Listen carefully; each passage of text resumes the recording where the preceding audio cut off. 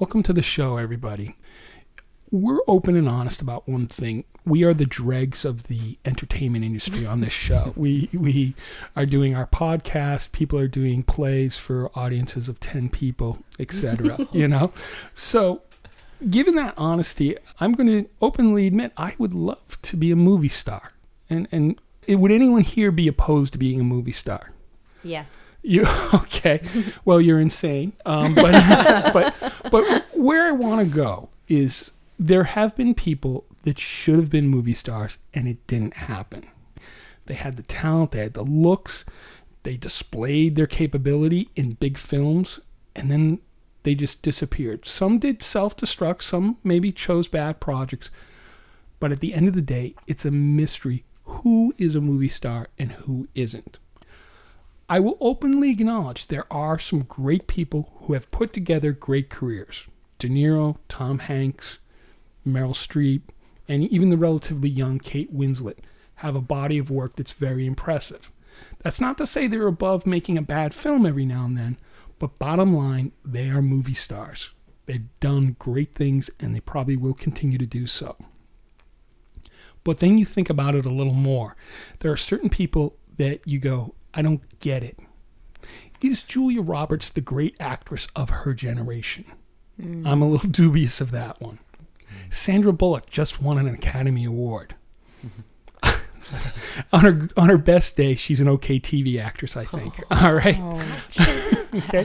And I really haven't figured out exactly what Tom Cruise is. I mean, he's kind of moved into alien life form territory for me. I should like that. He would like that.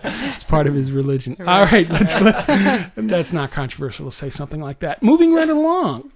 So those people made it. They made it big, and I don't get it, especially given that there's certain people that didn't make it. And today we're going to discuss people who should have been big stars and it didn't happen. Okay, I'm going to start us off in the actress category. The person I'm going to nominate is Bridget Fonda. She's roughly the same age as Julia Roberts and even Sandra Bullock, but I think she's better looking and more charming. Also, I would argue that she's a better actress. In Jackie Brown, you can see her playing a scheming pothead beach bunny. She shared scenes with Samuel Jackson and Robert De Niro, and in those scenes you were watching her instead of them. That's impressive. Her performance in the British film Scandal, not often seen here in America by people, but it is excellent. She's doing the British accent, which is always very showy to do something like that, but that wasn't the focal point. She came across as an opportunistic, conniving young lady. Beyond that, she's third-generation Hollywood royalty. What happened? She never made a bad film. She actually elevated films that were so-so material. Think of it, single white female. Would that have worked with anyone else? The American remake of La Femme Nikita, a bad idea altogether, was successful because of her. Relatively successful. Wasn't Gabriel Byrne in that? Yeah. Thank you. Okay. All right. And he was awful in it, by the way. But that's He's Gabriel Byrne. He's It's okay. never awful. Oh, is that how we're going to do it? Okay. Listen, let me go on record and say, take a Cameron Diaz film. Replace Cameron Diaz with Bridget Fonda. You have a better film. What happened to Bridget Fonda's career? She found herself in Kiss the Dragon, a martial arts film. She was playing a drug addict American prostitute in Paris, separated from her daughter. She needed Jet Li's martial arts wizardry to reunite her with her daughter. Okay? This is a sad situation. And she knew it. She was on a talk show. They were questioning her about the plot. And she didn't know because she admitted she never even saw the film. Maybe that interview ended her career. Yeah, It could have been that it. was it. Or she could be one of those actors that doesn't like to watch herself as well. Who There are a knows? lot of those out Who there. knows? The story is over. The last thing she acted in was Snow Queen, a TV movie in 2002. It's done. Yeah. I think she should have been a huge star. I don't know what happened. Does anyone have theories? Yeah, I mean, I'd have to disagree with you on a couple of points there. First of all, I'm not sure her replacing Cameron Diaz is necessarily an improvement. But beyond that, I think the reason we did talk about that at a different show, I guess. But beyond that, I think she's kind of plain Jane. Really? Right, she's obviously attractive and talented, and she's got the name going for her. But if I saw her walking down the street, I don't think I'd look at her and think, oh, there goes a movie star. Jeez, wow. Maybe if she had big sunglasses on. There you go. And a big floppy hat. Maybe. I think she's actually got a nice glamorous beauty to her. I'm not even saying she's the girl next door pretty. She has a very cute quality, but I think she's a very beautiful woman, and I think she's a great actress. Well, so what happened? Well, I don't know. I mean, I think she's a good actress. I don't think she's an amazing actress. She's not going to play the Holocaust survivor. No. Okay, I'll give you that one. And her one. films have been good, and they're all, she's given varied, interesting performances, but she tends to play the same type of character, No. What, drug addicts? Yeah, drug addicts and prostitutes. That's what Hollywood loves us women to play.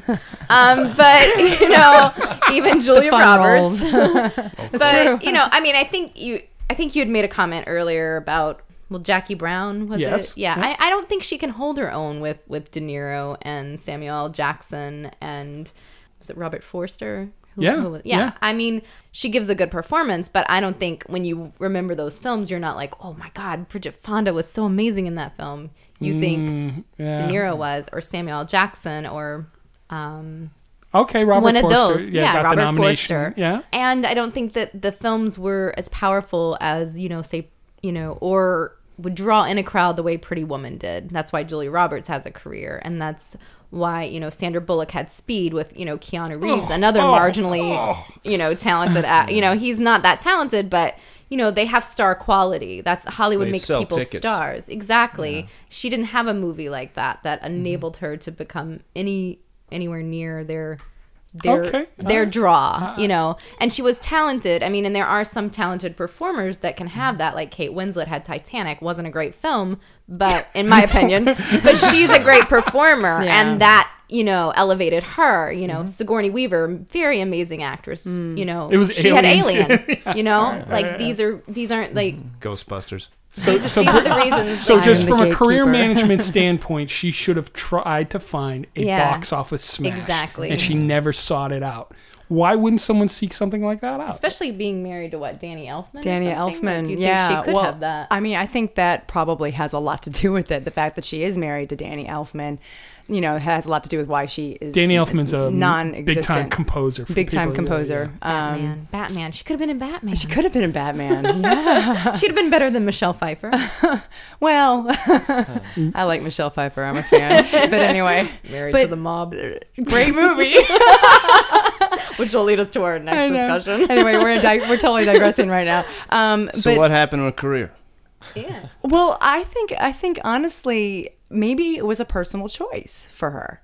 Maybe she said, okay, my family, I had this great family legacy, Henry Fonda, Jane Fonda. Peter Fonda's her father. Yeah. Peter Fonda, yeah. And I've been raised kind of in the Hollywood world under their shadows, and I'm gonna dabble in this. I'm gonna see how the acting thing goes, because maybe I have this pressure to do this and to excel at this, and maybe that's exactly what she did. And maybe she didn't really go out there and try and find those heavy roles, because maybe she really wasn't that emotionally invested in becoming the star. Yeah, and she tried it, didn't work out. Maybe she just found she wasn't happy doing this, spending time away from home, on shots or going to shoots and stuff. And maybe it was just a personal choice and she decided to do something else. I mean, I don't know. See, that's hard for any of us to fathom. Sure. Like, I'm going to turn down being a movie star. I'm going to turn down winning the lottery. But when you grow up in that world, maybe it's not as glamorous as you think it is, because you see the insides of it all. Well, and and it's a lot of work. Yeah, look at the stories Hollywood tells about itself in terms of rise to celebrity and fame. Like, they're not positive. No, they're usually not. Those people end up drug addicts or dead. Yeah. Yeah, I'd like to enjoy that ride, though. Yeah. Okay. On that note, we got to close out. In our second segment, we're going to give our nomination for actor who should have been a big star, and it didn't happen. All right. So that's where we're at. Okay, stay tuned.